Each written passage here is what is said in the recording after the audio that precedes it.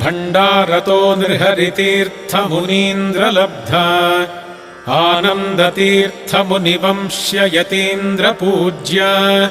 श्रीमूलराम भवतात्तव सुप्रभातम्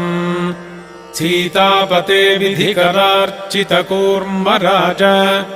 भण्डारतो नृहरितीर्थमुनीन्द्रलब्धा आनन्दतीर्थमुनिवंश्य यतीन्द्रपूज्य श्रीमूलराम भवतात्तव सुप्रभातम्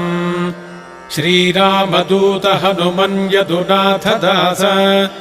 श्रीभीमसेन वररौप्यपुरावतार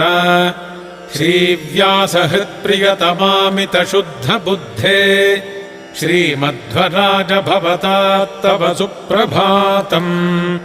ब्रह्माज्ञयादितिकुले बहुदोषपूर्णे